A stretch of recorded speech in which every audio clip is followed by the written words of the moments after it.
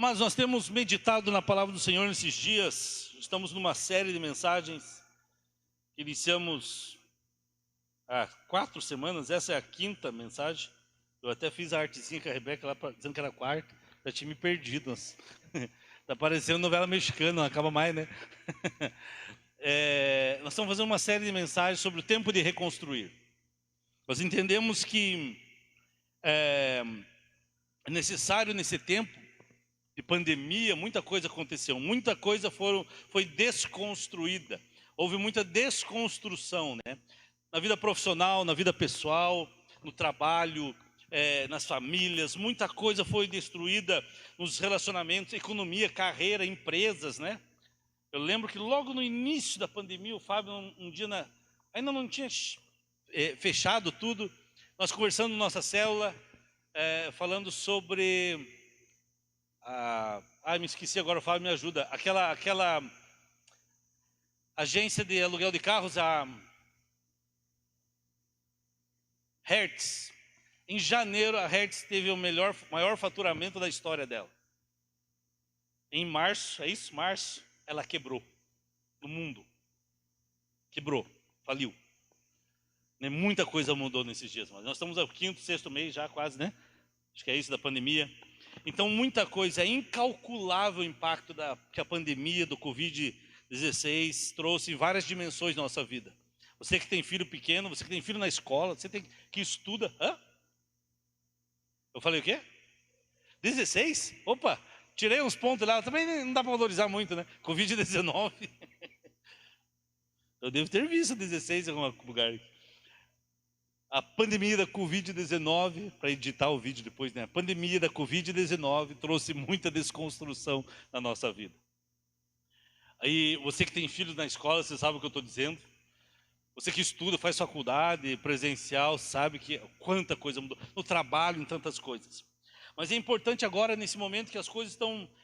O nível de contaminados, de morte está diminuindo, graças a Deus. A gente precisa reconstruir nossa vida. E isso é o tema das nossas mensagens nesses dias. Nós precisamos, nós temos uma dupla tarefa, nós precisamos calcular e identificar os danos que tivemos nessa pandemia, nos negócios, de onde estivermos, igreja, qualquer lugar, ministério. E nós precisamos reconstruir as nossas vidas, nossas relações, a economia, a organização que você trabalha, enfim. E nós estamos fazendo isso olhando para a vida de Neemias, na Bíblia Sagrada.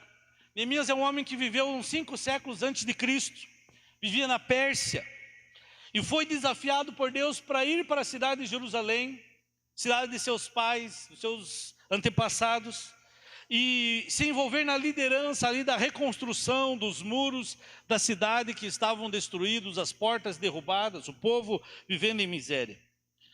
E nós queremos continuar isso. Nós já falamos na primeira mensagem sobre ouvir a Deus. É um tempo de reconstrução, nós precisamos ouvir a Deus. Deus, como vamos reconstruir? O que vamos reconstruir? O que precisa ser reconstruído? Nós falamos na segunda mensagem que precisamos fazer isso com compaixão, pensando nos outros, abençoando pessoas. A terceira e a quarta mensagem nós falamos sobre oração, a importância da oração, dessa reconstrução não pode ser de qualquer jeito.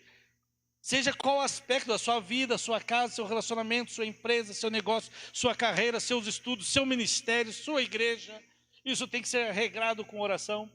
E na última semana nós vimos sobre 5 elementos da oração que Neemias fez. Quando ele ouviu de Deus a situação que estava a cidade, através de um irmão, numa conversa. Ele foi orar, foi movido de compaixão, chorou e foi orar. E o caminho que ele fez para orar, ele não... A gente vai ver em outras mensagens que em 52 dias ele reconstruiu os muros da cidade. Mas havia mais de 100 anos que a cidade estava com as suas muralhas derrubadas. O povo tinha voltado, boa parte da população já tinha voltado para a cidade. Mas cada um foi cuidar da sua vida. E as muralhas, a cidade estava exposta aos inimigos. E a cidade, algo que levou mais de 100 anos para eles fazerem, em 52 dias, com a liderança de Neemias, eles reconstruíram. Geralmente a ênfase é dada nesses 52 dias. Mas nós vimos aqui, nessas semanas anteriores, que Neemias ficou 4 meses orando. Não foi assim de repente, né? 4 meses orando para que em 52 dias eles reconstruíssem. perseverando em oração, clamando, exaltando a Deus, clamando, confessando, buscando as promessas. E quando ele pede para Deus fazer algo, ele entende que na verdade ele era a resposta para a missão de Deus. Hoje eu quero falar com vocês sobre um tema importante com relação a essa reconstrução. Eu quero falar sobre excelência. Nós precisamos reconstruir, mas nós não podemos reconstruir nossas vidas, negócios, carreiras, ministério, de qualquer jeito. Nós precisamos reconstruir com excelência.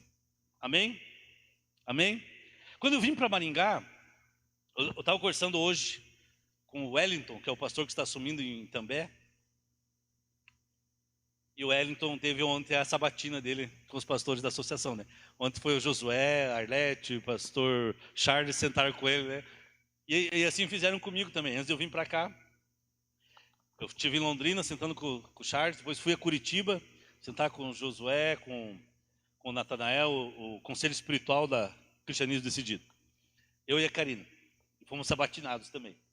Eu lembro que o Josué falou algo sobre a igreja aqui, sobre o passado da igreja. Ele falou: Jonathan, vocês estão indo para uma igreja que no passado, tudo o que ela fazia era com excelência. E aquilo ficou marcado na minha cabeça. Então nós vamos ter que resgatar isso. Amém, amados? Excelência não é se fazer o melhor, gastar o que? É você dar o seu melhor. É você fazer o melhor com aquilo que você tem. E nós queremos restaurar esse princípio nas nossas vidas. Eu quero te mostrar uma imagem lá na tela. Você que está comendo pelo Facebook, vê na tela também. Amados, você está vendo aqui um iceberg. Só que esse iceberg está invertido, né? Se você percebeu. Você olha para ele aqui, essa imagem, você tem um alto grau de visibilidade. Você está vendo muita coisa ali. Mas aquilo que está debaixo d'água ali é pouco, né? A consistência é pequena. Você pode ver. O que vai acontecer? Se essa fosse a posição original de um iceberg, o que aconteceria? Ele permaneceria de pé? Não, ele ia afundar. Porque a visibilidade é enorme. Só que a base, a consistência dele é muito pequena ali.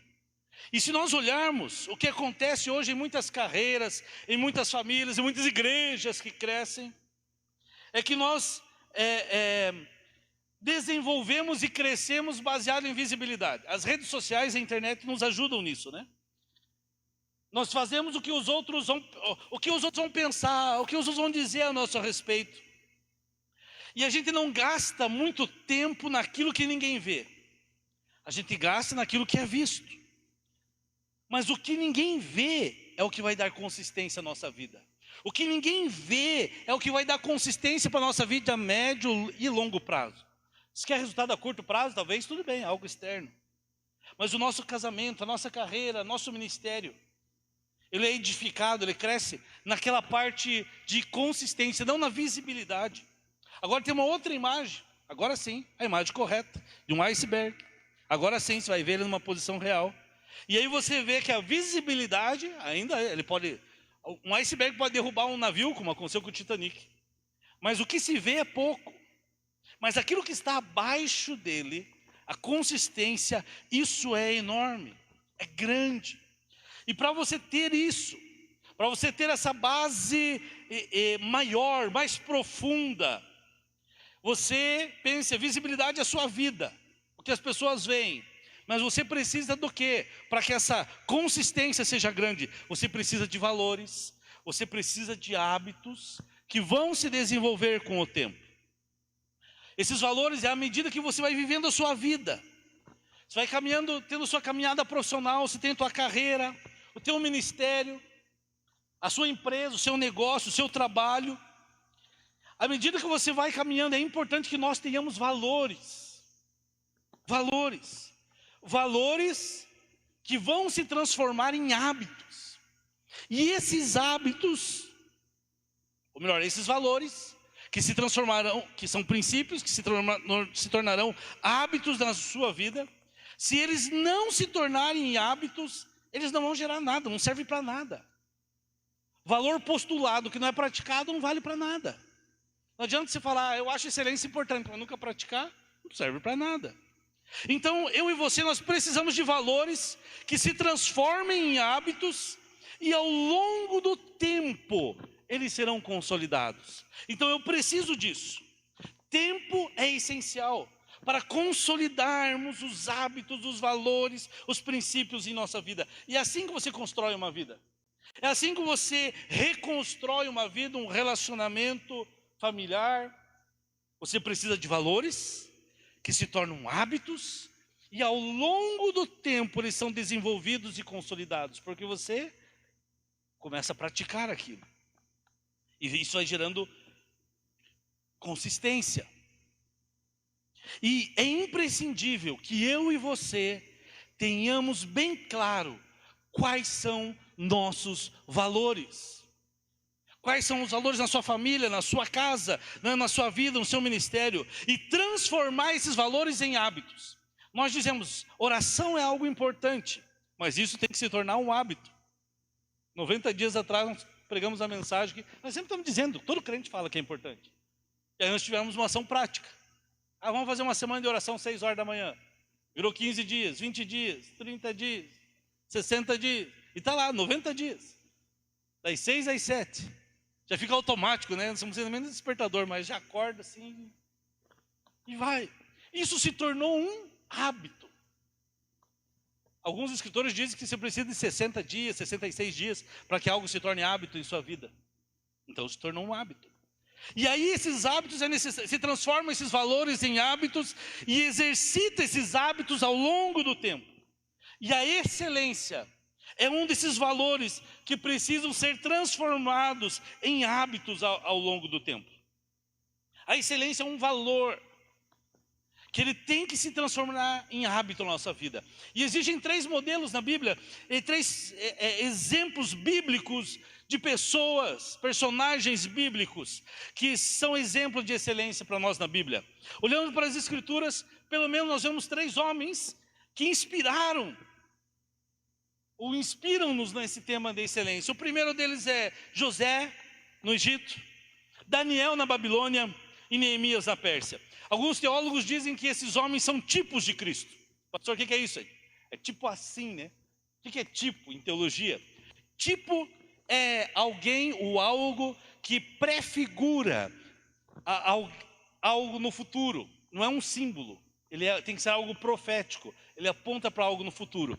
O que é um tipo de Cristo? Por que José, Daniel e Neemias são um tipo de Cristo? Porque eles expressam muito daquilo que Jesus seria. Eles expressam através do estilo de vida, das atitudes dele, aquilo que Jesus viria a fazer no futuro. Então eles têm um certo comportamento redentor. Eles têm um comportamento que anuncia aos homens, à humanidade, a necessidade de um salvador, de um redentor. José não salvou sua família. Daniel foi um homem íntegro e foi um exemplo, foi um tipo. E Neemias, um reconstrutor, um reestruturador, um resgatador também, de certa forma. Só que é claro, Jesus quando vem, ele seria a forma perfeita. Esses homens têm aspectos, não quer dizer que tudo eles fizeram na vida era perfeito, mas existem aspectos na vida deles que apontavam para Jesus. Davi, Isaac, tem vários personagens do Antigo Testamento que anunciam para a humanidade que Jesus viria.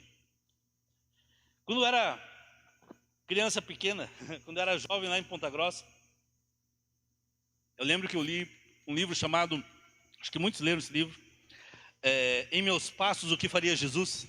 Acho que é do Charles Swindoll, né? Acho que é isso, né? Lembra? Em Meus Passos, O que Faria Jesus? E eu lembro que tinha na minha época de jovem, tinha uma fitinha, tipo aquelas de hippie, né? Lembra aquelas fitinhas assim que os hippies fazem? Não sei se fazem, deve fazer, né? E tal. E aí o pessoal da igreja começou a fazer. Era uma fitinha assim que se colocava no braço, o que JF, e tinha uma interrogação, o que Jesus faria? E aí a gente pregou para os jovens isso, e todos os jovens andavam com aquilo lá da igreja. Se tivesse numa situação difícil, você lembrava, o que Jesus faria no meu lugar? Era legal, era bacana. Pô, o que Jesus faria? E aí a gente pensava, estava numa situação, o que Jesus faria? E às vezes a gente passa despercebido que quando a gente pensa em Jesus, Jesus era Deus, mas ele se tornou homem. Jesus é Deus que se fez homem. andou na terra como homem. E Jesus é o Deus que se tornou homem, e Jesus possui uma personalidade. Jesus tinha um tipo. Jesus, homem, era o Jesus de Nazaré nessa terra. O Jesus de Nazaré tinha uma personalidade. Jesus de Nazaré tinha um histórico de vida. Jesus de Nazaré tinha um biotipo físico. Jesus de Nazaré, ele agia e reagia a situações da sua vida, porque ele era Jesus de Nazaré, homem.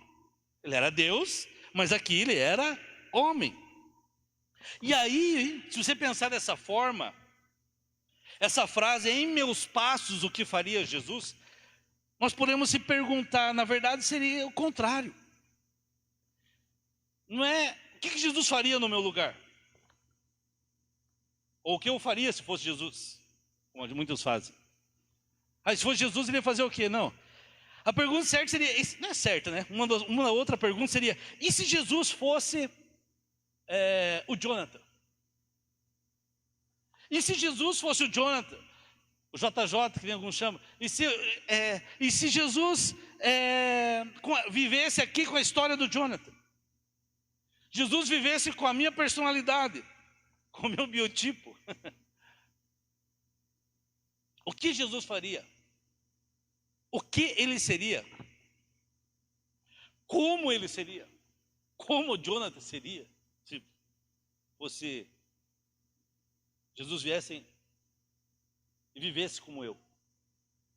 E aí quando a gente olha a história de José, de Daniel, de Neemias, nós vemos claramente isso. Como Jesus seria se ele fosse José? Se Jesus fosse José, ele teria feito exatamente o que José fez. Se Jesus fosse Daniel, ele não teria se contaminado com os manjares do rei. Opa, Daniel fez isso. Se Jesus fosse Neemias, o que ele tinha feito? Então a pergunta que eu e você temos que fazer é como Jesus seria se ele tivesse encarnado no que nós somos. Diante das tentações, das lutas, das adversidades que eu e você temos. Se Jesus tivesse vindo no meu biotipo, com a minha personalidade, porque Deus me fez assim, não fui eu que me fiz. Como que o caráter de Cristo irá se refletir a partir de quem eu sou, da minha história, da minha personalidade? Como que seria isso? E quando a gente vê esses três personagens aqui, nós vemos pelo menos três características neles, bem interessantes, comuns à história deles. A primeira característica é que José, Daniel e Neemias, eles atuavam num contexto hostil. José, no Egito, ele não era do Egito, ele estava no Egito, ele era um hebreu. Daniel foi levado para a Babilônia. Neemias vivia na Pérsia, mas era judeu. Eles estavam em ambientes hostis. José, ele se relacionou numa cultura estranha, pagã, politeísta, princípios completamente diferentes do dele, valores completamente diferentes daqueles que ele vivia. É a mesma coisa de Daniel e Neemias. E todos eles precisaram viver num ambiente hostil, contrário. Não era um contexto favorável. Essa semana na aula do Willi, nós tivemos que fazer um workshop, né? Dividir os grupos lá no Zoom. E nós discutimos sobre isso, né? No nosso grupo caiu o Daniel lá, e a gente falou exatamente isso, né? Que Daniel, ele estava sob pressão, ele não se contaminou, mas ele estava num ambiente de pressão, que ele tinha que se curvar, ninguém podia adorar nenhum outro Deus, fazer oração para ninguém. E é interessante porque a gente tem vivido isso hoje. Nós vivemos numa cultura que aí fora chamam de pós-cristã, principalmente fora, né? América, Estados Unidos, na Europa. Aqui está chegando nas faculdades.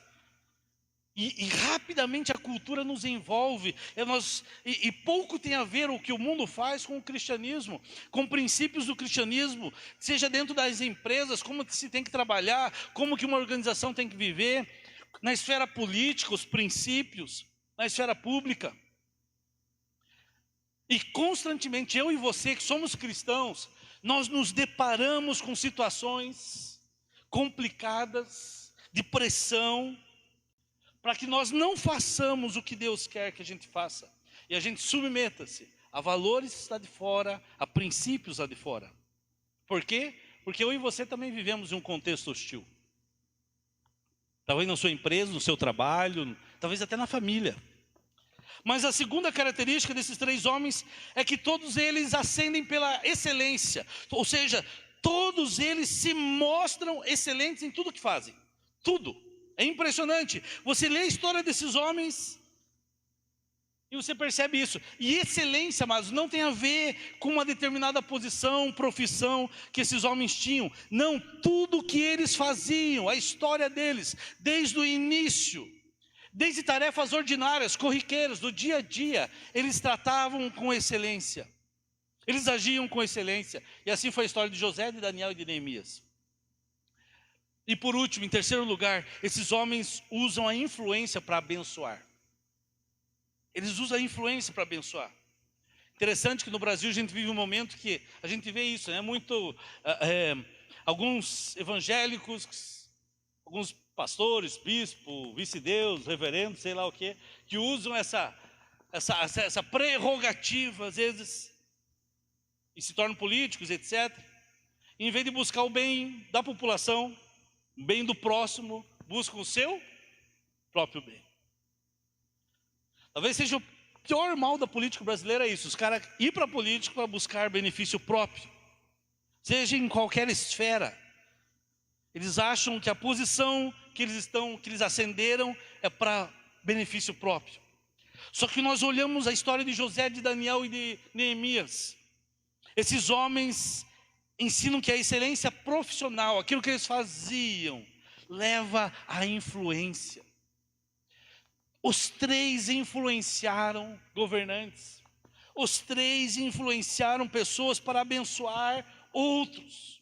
José abençoou sua família, Daniel sua nação, Neemias sua nação. Eles ocuparam cargos de influência.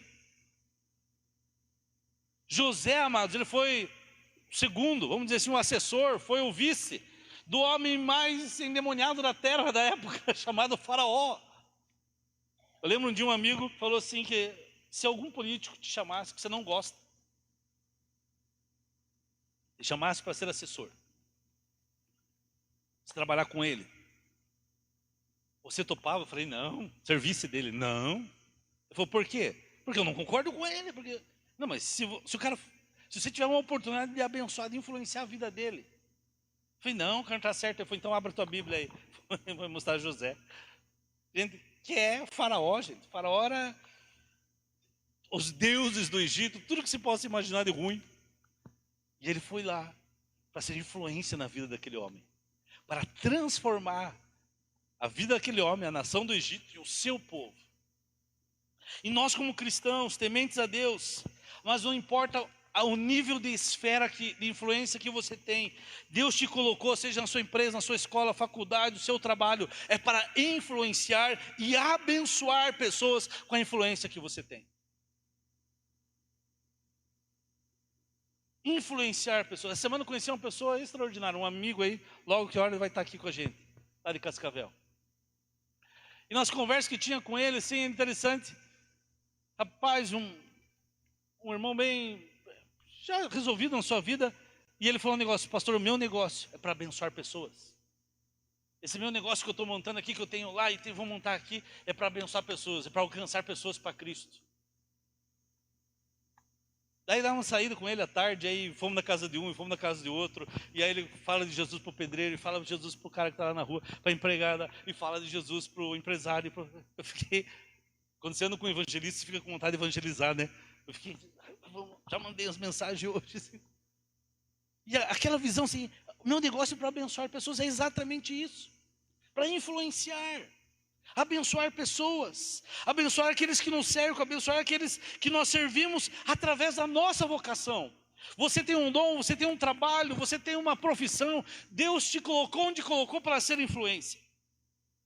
Para não dizer que não vou ler a Bíblia, Neemias no capítulo 2, entramos no capítulo 2 de Neemias, no versículo 1, diz assim: no mês de Nissan, no 20º ano do rei Artaxerxes, na hora de servir o vinho, levei-o ao rei. Nunca antes eu tinha estado triste na presença do rei.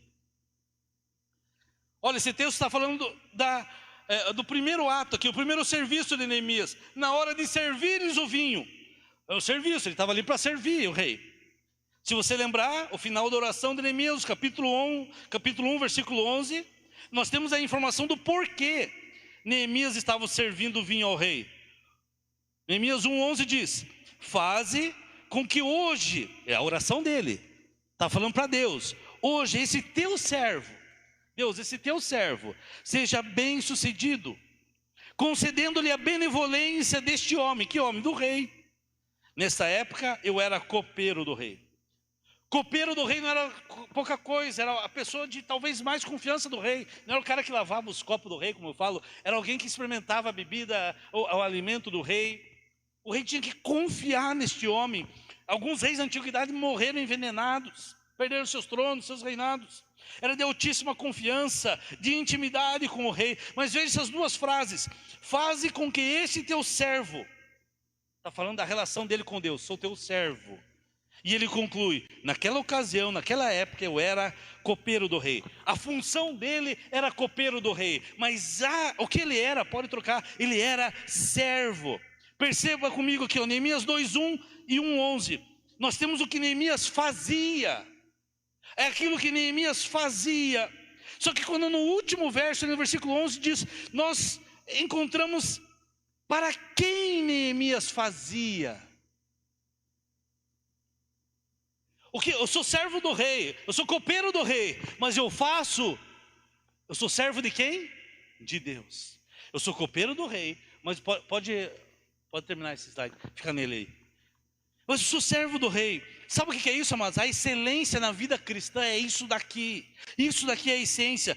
Quando você não é discípulo de Cristo, você busca excelência para quê? Para você ser um grande profissional, para você ganhar dinheiro, para você crescer na sua profissão, na sua vida e tudo aquilo. A busca pela excelência é por sucesso pessoal, é sucesso profissional.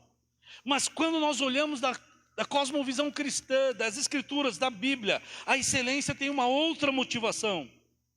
Se você serve a Deus, você faz o que faz com excelência, porque seja uma atuação mais simples na sociedade, seja um gari na rua, seja um alto executivo, seja quem for, se faz com excelência, porque o que você faz não é para o seu patrão, não é para o seu chefe, não é para você ser visto. Aquilo que você faz, se faz para Deus. Paulo fala: em tudo que fizermos, façamos como para o Senhor. Eu já contei aqui uma vez a história de Fídias. Fídias era um arquiteto grego. Tem obras dele nas ruínas lá de Atenas, na Acrópole lá. E um dia, Fídias, que era conhecido pelo seu perfeccionismo nas suas esculturas, um dia chega um amigo dele, está fazendo uma obra, uma escultura numa capela, esculpindo as costas de uma estátua. E essa estátua ia ficar colada no teto. Ele estava fazendo as costas dela. E chega um amigo, diz a história, chega um amigo que diz assim: cara, para que você está fazendo isso? Ninguém vai ver as costas dessa estátua. E Fídias fala assim: mas os deuses verão. Ele cria em deuses, né? Um dia eu estava limpando esse vidro aqui. E chegou naquele cantinho da bateria ali. Não tem como, é difícil. Estava eu com o Fabrício. O Fabrício está aí? Não, está a Regina, né? Aí eu falei: Fabrício, aí não alcança, cara, deixa. Ninguém vê mesmo. Aí o Fabrício falou assim: mas Deus vai ver. Eu falei: é mesmo, Fabrício. Deus vai ver. É isso. Você que adora e serve a Deus, o Redentor que se revelou na pessoa de Jesus, que te redimiu, que te resgatou. Nós devemos, eu e você devemos viver a nossa vocação, exercer a nossa profissão com excelência. E eu quero te fazer uma pergunta: para quem você trabalha? É para a sua empresa? É para o governo, que você é funcionário público? É para o seu patrão? Você que é professor, você trabalha para o dono da escola, para o diretor, para o dono da empresa, para o gerente? Para quem você trabalha? Para quem você trabalha? Não importa, pastor, eu sou autônomo, eu trabalho para mim mesmo. Ah, você trabalha para você mesmo. Neemias servia ao rei.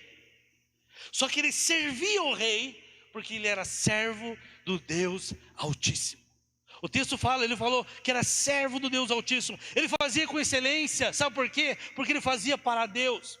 E aí em Neemias 2:1 nós encontramos essa afirmação: nunca antes eu tinha estado triste na presença do rei. Imagine isso, gente. Para ele chegar nesse cargo de confiança, ele já devia estar há anos no palácio. Você não ia chegar de repente, eu gostei de você, você é meu copeiro. Não, era anos para chegar naquele cargo ali.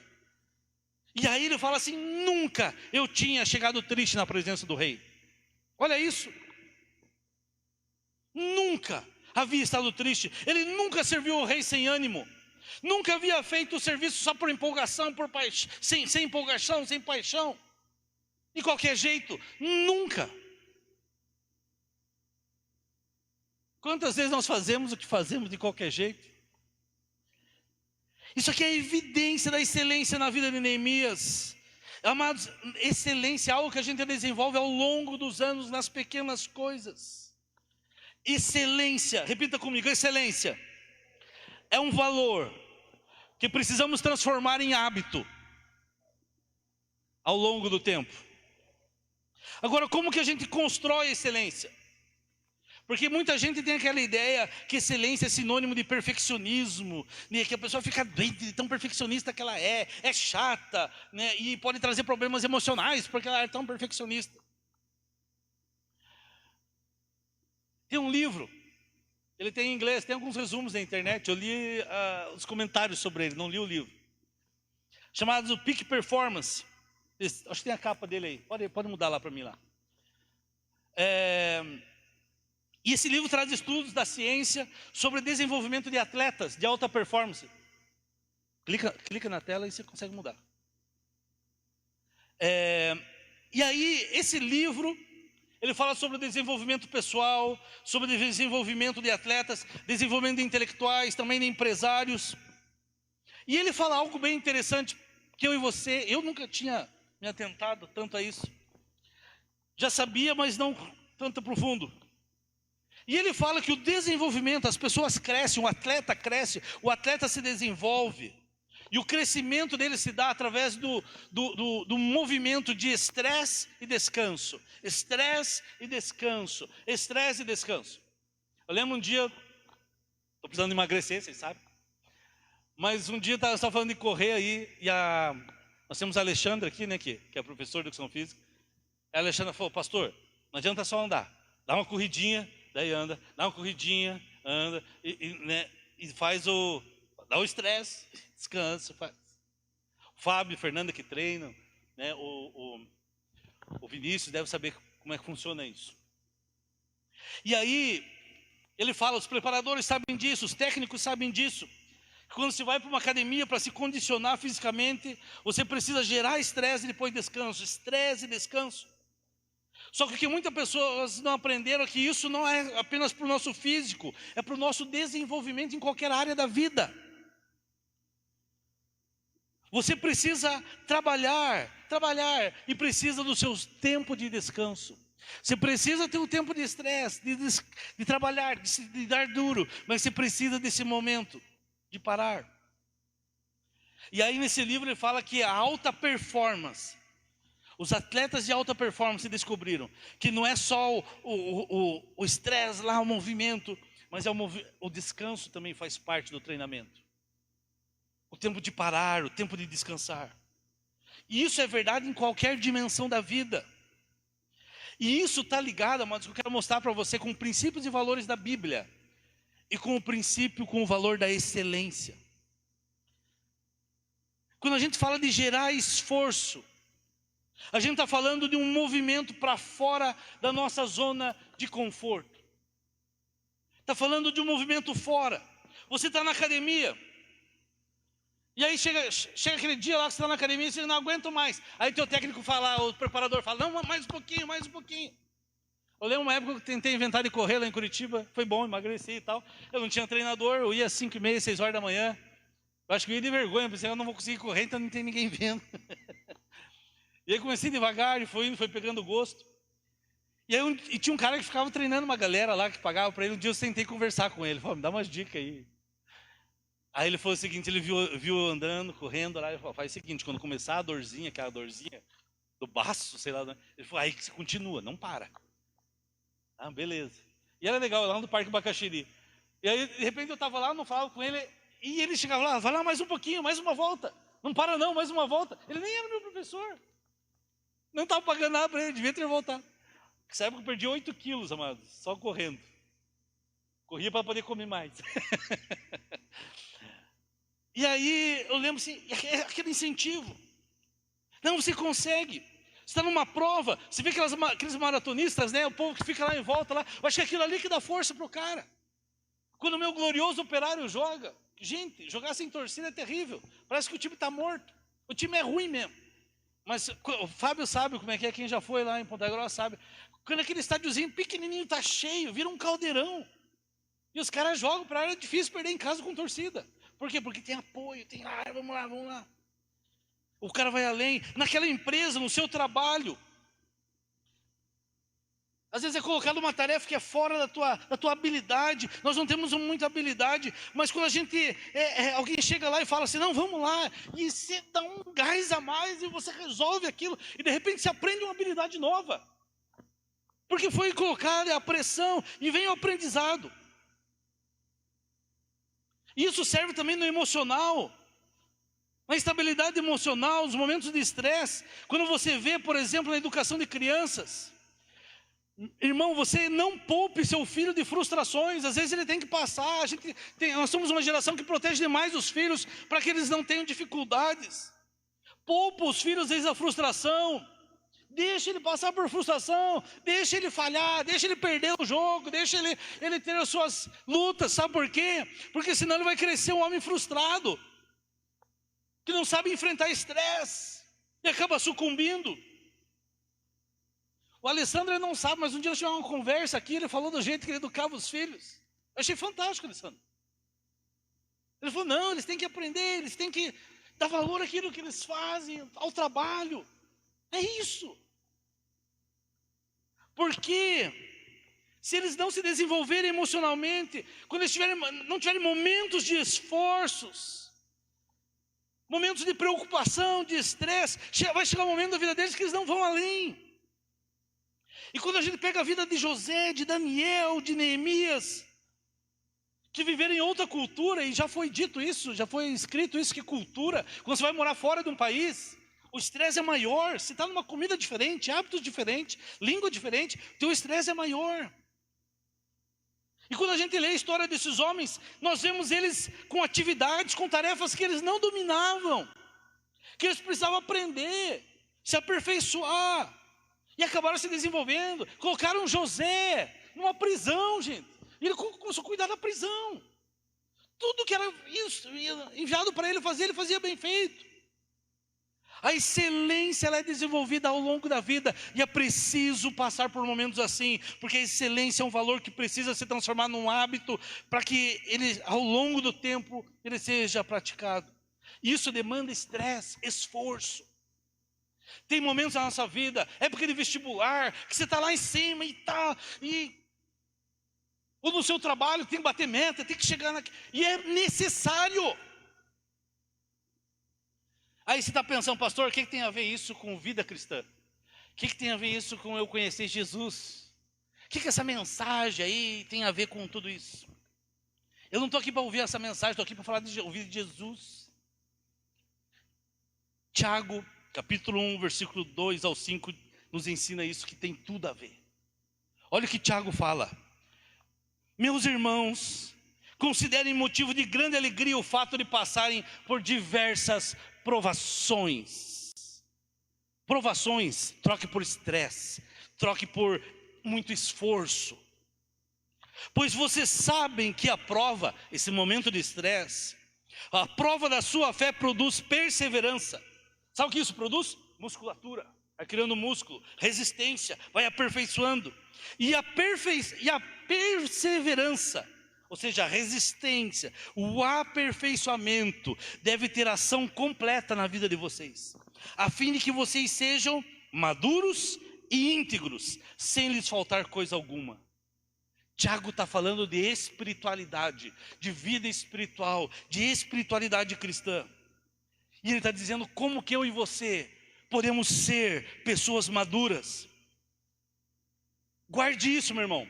Maturidade no cristianismo equivale à excelência na vida profissional, equivale à excelência de um atleta numa atividade esportiva. Ou seja, a maturidade é o nosso maior alvo. Ser parecido com Cristo, a imagem de Cristo, parecido com Jesus.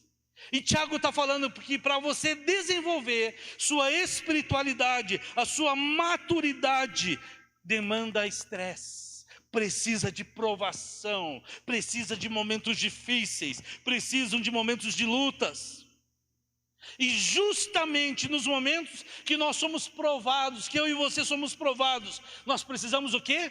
Perseverar, continuar, resistir. E aí a gente vai criando musculatura espiritual, resistência espiritual. E aí a gente começa a se tornar mais e mais e mais parecido com Jesus. Claro que tudo isso debaixo da influência do Espírito Santo, né? Debaixo da capacitação do Espírito Santo. Não adianta você tentar fazer isso sozinho. Tem que ser debaixo dele. E eu sei, amados, que nesse tempo de Covid, aí muita gente passou por momentos difíceis. De provações. Talvez as mais variadas situações. Mas eu quero lembrar você o propósito da provação. O propósito de Deus na tribulação, na provação, nesse estresse, é te desenvolver mais e mais. Eu vou fazer uma pesquisinha rápida aqui. Quem teve momentos difíceis, de lutas, de provações, de estresse, de tribulações nesses últimos 6 meses, levante a mão. Além de mim aqui. Os caras vão levantando o pé, mão, tudo. Sabe o que Deus está fazendo? Deus está te desenvolvendo mais e mais. Ele está te lapidando para você se tornar parecido com Jesus. E tem uma questão aqui, amados, que sobre a pandemia. A questão não é quando nós vamos sair da pandemia. Não é quando nós vamos sair da pandemia. Mas a questão é como eu e você sairemos desse período, desse tempo de pandemia. Não é quando nós vamos sair, se é daqui um dia, um mês, um ano, há quanto tempo, se é 6 meses. A questão é como eu e você vamos sair desse tempo de pandemia. Nós vamos sair mais parecidos com Jesus, mais maduros em Cristo, na nossa fé. Nós vamos sair como homens e mulheres mais fortes, experimentados, provados, que caminham com Cristo. Quando você sair desse tempo de provação, você vai sair melhor ou pior? Porque o grande problema aqui, a grande questão não é passar pela provação. A grande questão é como nós passamos pela provação. Como nós passamos pela adversidade. E o que essa tribulação, essa adversidade gera em nós.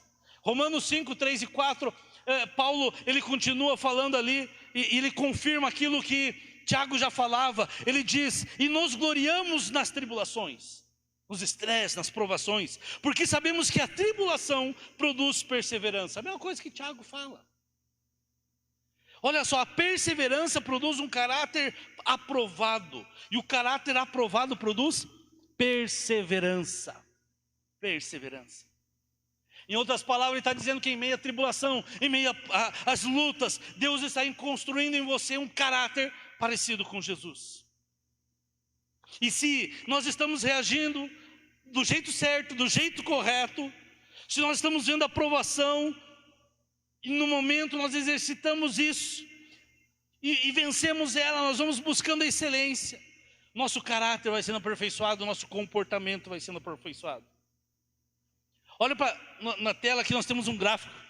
O estresse mais o descanso. Eu falei para você que esse livro, o Peak Performance, ele falava sobre isso. Que é essencial estresse e descanso para o quê? É uma forma para gerar crescimento. Pode continuar ali. Vai gerar crescimento, é igual ao crescimento. Esse livro foi escrito agora, recente, século 21. Só que a Bíblia já falava disso. Que o descanso também é importante. Tão importante quanto o esforço. Tão importante quanto o esforço para o desenvolvimento pessoal, intelectual, físico, seja lá o que for. E se você olhar a vida de Daniel, de José e de Neemias, eles tinham esse conceito. José viveu antes da lei, mas ele tinha esse conceito. Mas os dois, Neemias e Daniel, viveram depois da lei. E um dos mandamentos, além de Gênesis 1, que eles viviam lá, do descanso, havia Êxodo 20, que diz que era um dos 10 mandamentos: 6 dias trabalharás, mas no 7º descansarás. E algo que a gente tem visto, você deve ter experimentado isso, eu experimentei, todos nós experimentamos, é que nesse tempo de pandemia, muitos profissionais foram para o home office e acabaram o quê? Trabalhando mais do que trabalhava na empresa, né? Porque ali você vê, quando está trabalhando em casa, a hora já passou e você continua. Porque quando você está na empresa, chegou 5, 6 horas, 7 horas, você desliga tudo lá e vai para casa, e o computador da empresa ficou lá e tal. Mas quando você está, e a gente tem ouvido muita gente falar isso, né? O cara continua trabalhando, professores, né? Como tem sofrido com isso, que a aula, parece que a aula acaba, mas os pais não, os alunos não, e aquilo vira um... A gente tem criança ali, daqui a pouco você olha lá, o professor postou a matéria 4 horas da manhã, 5 horas da tarde, 10 horas da noite, o cara está trabalhando. E o que a gente está fazendo, e eu me incluo nisso, a gente acaba cometendo um crime, gente. Porque a gente não está vendo a fronteira do trabalho e do descanso, da casa e do trabalho. E as pessoas estão avançando no tempo dela de trabalho sem limite. E eu e você não deveríamos fazer isso. Nós precisamos entender que descanso é um princípio que precede, antes mesmo da queda do homem. O estresse, o trabalho é necessário, mas o descanso é necessário. Antes do pecado entrar, Deus já tinha estabelecido a ordem: 6 dias trabalharás e no 7º descansarás. Deus criou o mundo em 6 dias. Eu e você, eu estou pregando para mim mesmo hoje. Eu e você precisamos chegar num momento do dia e dizer: pronto, chega, por hoje é só. Pastor, você é sabatista? Não. Mas o sábado é um princípio. Não precisa ser sábado, mas você precisa ter um descanso. No 7º dia descansará. Quantas vezes, mas eu já ouvi aqui, ouvi em outros lugares: pastor, eu não consegui ir na igreja porque faz 6 meses que eu não vou na igreja, porque eu estou trabalhando, estou correndo, estou para lá e para cá, muito trabalho. E a relatório, e a empresa, e corre para cá, e a cliente, eu tinha que preparar alguma coisa e não cheguei. E a pessoa às vezes até acha que está fazendo isso e é muito bom. Está errado, está tudo errado. Pare com isso. Você vai se arrebentar. Veja, nós somos uma geração que tem dificuldade de entender a sabedoria do sábado. Novamente digo, sábado, estou dizendo o dia de sábado, mas um dia de descanso. O teu sábado, o meu sábado é segunda-feira. Segunda-feira é meu dia de descanso. O teu pode ser terça, quarta, quinta, pode ser sábado, pode ser domingo. E aí de repente vem um livro do mundo corporativo, um best-seller secular, vem para dizer do descanso no desenvolvimento da vida intelectual, da vida profissional, na vida de um atleta, na vida física. Agora perceba, esses homens já exercitavam isso. Tinham a regra do 6 por 1. 6 dias trabalharás, o 7º descansarás. Tem pessoas que gostam tanto dessa regra aqui que quer descansar, que não trabalha nos outros 6. Está dizendo assim: 6 trabalharás, amados. 6 dias você vai se dedicar, você vai ser intenso, você vai fazer o seu melhor, você vai entregar o teu melhor, você vai fazer com excelência aquilo que você vai colocar na sua mão. É 6 dias intensos, mas tenha limite, diário e semanal. Diga: por hoje chega, por hoje está bom.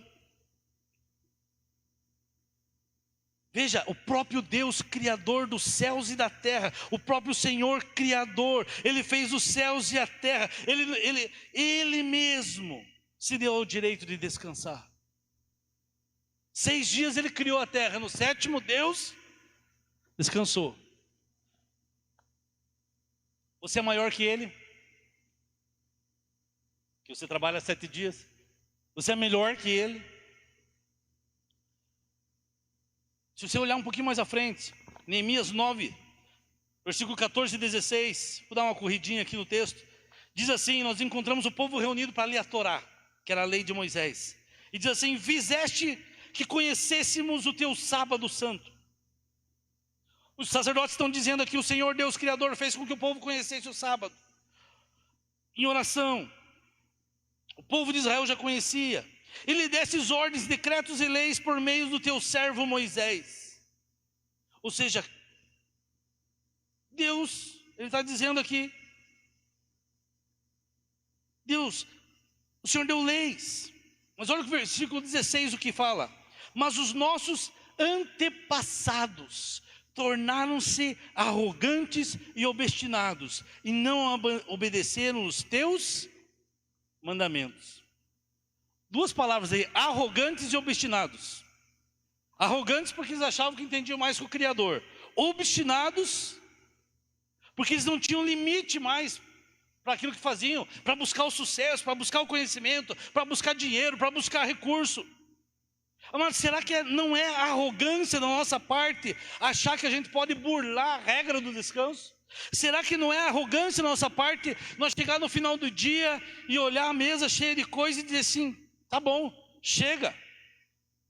Nós falamos semana passada de orar, de confessar os pecados. E eu, Jonathan, tenho que confessar esse pecado. Porque às vezes eu quero ficar até terminar aquilo que eu estou fazendo. E aí hoje Deus falava comigo de manhãzinho: você é arrogante. Você acha que uma hora de trabalho a mais vai gerar mais lucro? Uma hora, no meu caso, uma hora de estudo vai gerar mais conhecimento. Não que você não possa fazer isso, acorda mais cedo então. A obstinação, ela rouba a capacidade da nossa gratidão por aquilo que a gente realizou.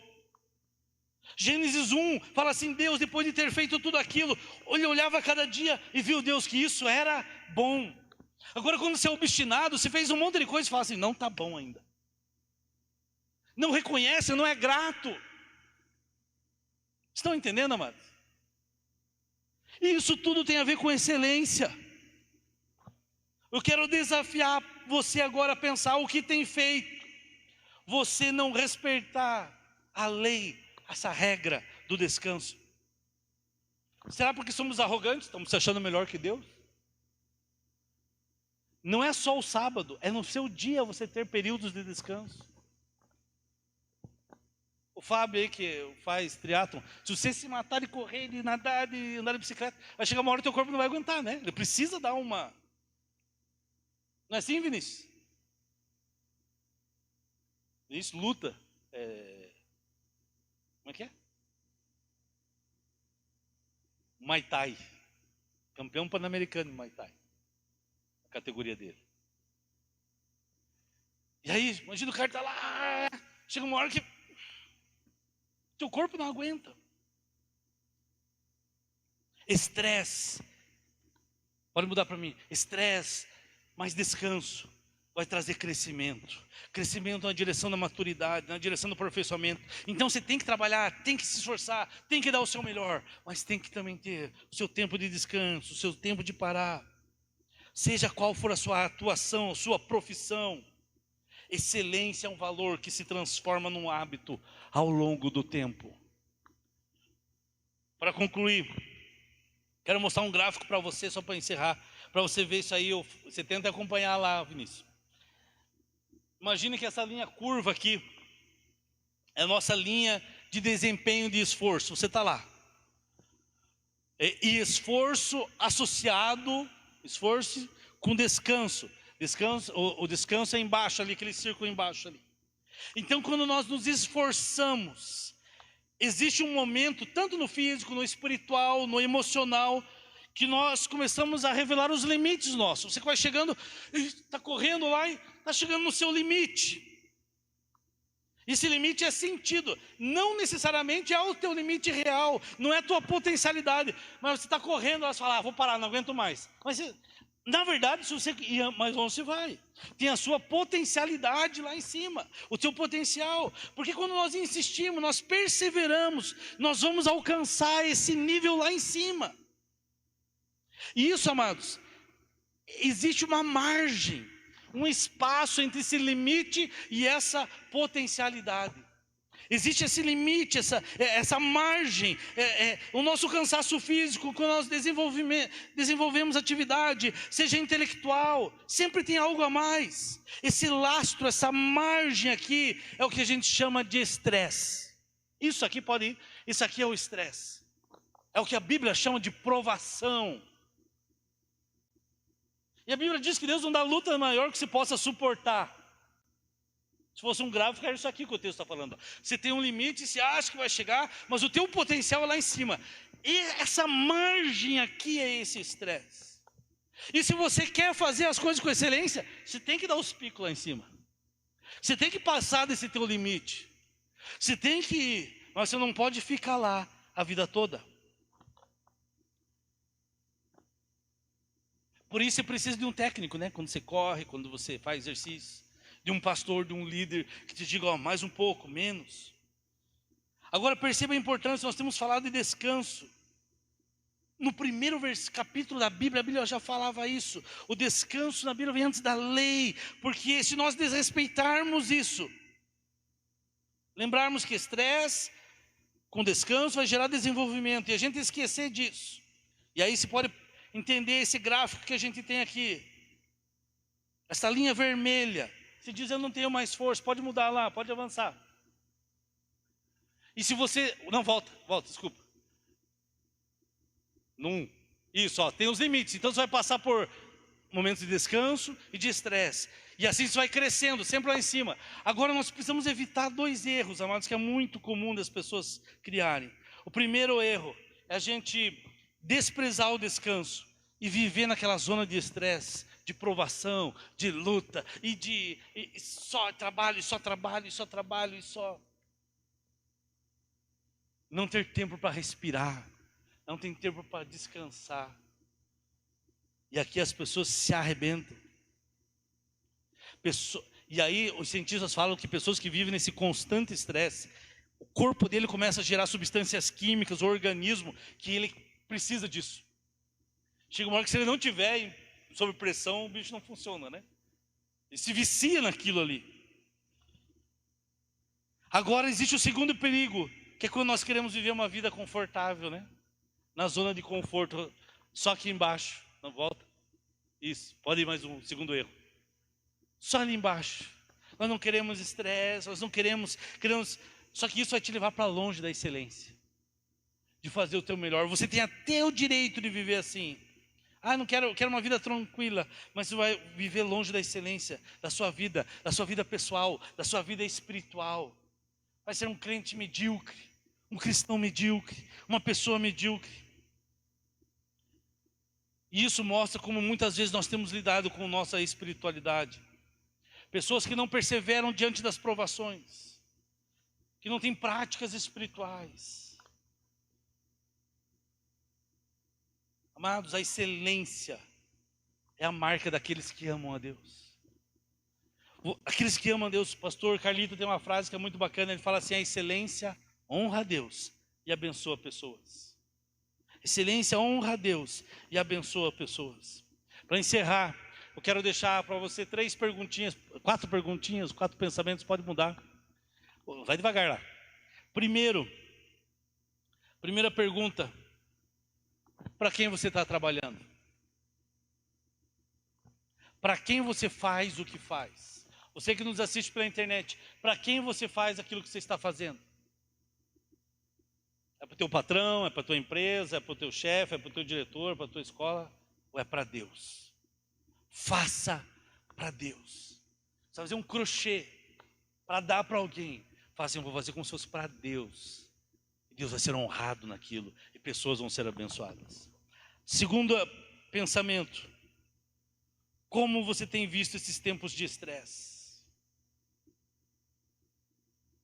Como você tem visto esses dias difíceis, esses momentos difíceis?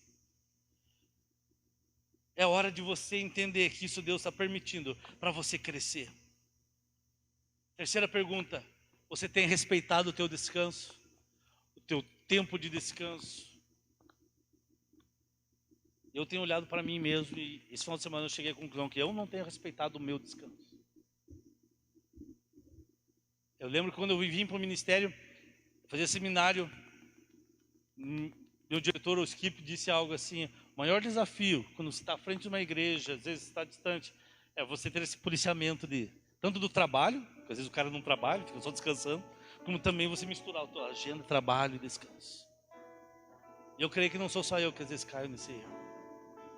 Existem fases na vida, né? Tem momentos, às vezes, nos negócios que você tem que se empenhar mais, né? Faz parte. Não tem aquela época que você tem que se dedicar, aquela obra tem que terminar, aquele negócio tem que ser executado, você vai ir até mais tarde. Mas depois disso, amados, você tem que ter um tempo de descanso. É assim no seu físico, é assim no seu emocional, é assim no seu profissional, é assim no seu espiritual. E por último, lembre-se, estresse mais descanso traz crescimento. Eu estou entendendo como igreja do Senhor, nós vivemos dias de estresse difíceis. O mundo tem vivido dias difíceis. Mas me vem um sentimento de que um sábado do Senhor está vindo. Um Shabat santo do Senhor. E amados, nós tivemos no pico desse gráfico. E agora Deus vai começar a nos colocar um tempo de descanso, de confiar nele. E nós vamos viver crescimento como nós nunca tivemos. Eu quero profetizar isso para você. Você que no seu trabalho se tem sentido isso, né? Puxa, foram dias tão desgastantes. Deus vai soprar o Shabat, descanso dele. Vai vir colheita. Colheita. Nós vamos ver esse lugar cheio. Você vai ver a colheita da sua vida financeira, dos seus negócios. Nossa vida é assim. Às vezes você passou 2, 3 anos intensos de trabalho, de cavar para baixo, seja na empresa, seja no negócio, seja numa faculdade, seja uma pós-graduação, seja sei lá o que, e agora de repente vem o tempo de um descanso, da onda baixa ali, de você se preparar, e sabe o que vai acontecer? Estresse e descanso gera crescimento. Corra e ande um pouquinho, descanse um pouquinho, corra de volta, descanse um pouquinho. Daqui a pouco você vai ver que a cinturinha vai afinando, né? O corpo vai, o rostinho, a bochechinha vai sumindo. Por quê? Porque você entendeu um princípio que Deus criou. Se você entendeu isso, quero te convidar a ficar em pé. Se você entende que você precisa pedir perdão a Deus, Deus, eu não tenho respeitado isso, eu tenho vivido só no descanso. Ou Deus, eu tenho vivido só no estresse, só no trabalho, só na provação, e eu não tenho tido esse tempo com a minha família, esse tempo para mim, esse tempo para ler um livro, esse tempo para eu orar ao Senhor. Deus, eu não vou crescer só lá em cima, no pico lá em cima. Eu preciso desse movimento de altos e baixos. Pai, nós oramos ao Senhor